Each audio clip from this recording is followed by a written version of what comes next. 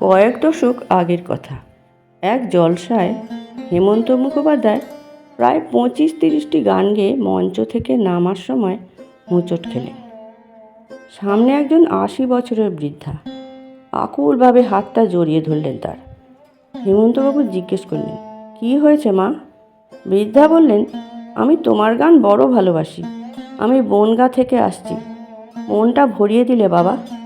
বৃদ্ধা সামান্য থেমে বললেন, তোমার জন্য আমি নিজে হাতে একটা জিনিস তৈরি করে এনেছি বাবা, এটা তুমি নাও। হেমন্ত মুখোপাধ্যায়ের চোখ ছলছল করে উঠল। ঠোঙা খুলে দেখলেন কয়েকটি নারকোলের নাড়ু। বৃদ্ধা অভিযোগের সুরে বললেন, তুমি এত গান গাইলে, কিন্তু আমার প্রিয় গানটা কিন্তু গাওনি। হেমন্তবাবু জিজ্ঞেস করলেন, কোন গানটা মা? বৃদ্ধা আলতো হেসে বললেন, ওই যে বিষ্ণুপ্রিয়া গো আমি চলে যাই। আপনি একটু বসুন। এই বলে হেমন্তবাবু আবার মঞ্চে উঠলেন। পরবর্তী মহিলা শিল্পী তখন অর্কেস্ট্রা সাজিয়ে বসেছেন।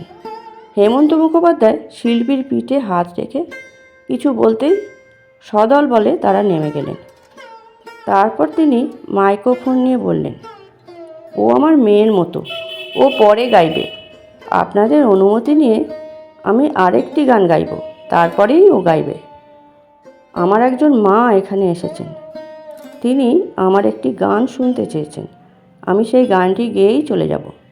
তারপর সেই নারকোলের নাড়ুর ঠোঙাটা দর্শকদের দেখিয়ে ঘটনাটি বলে ঠোঙাটি মাথায় ঠেকিয়ে হেমন্ত মুখোপাধ্যায় বললেন, এতখানি ভালোবাসার কি আমি যোগ্য?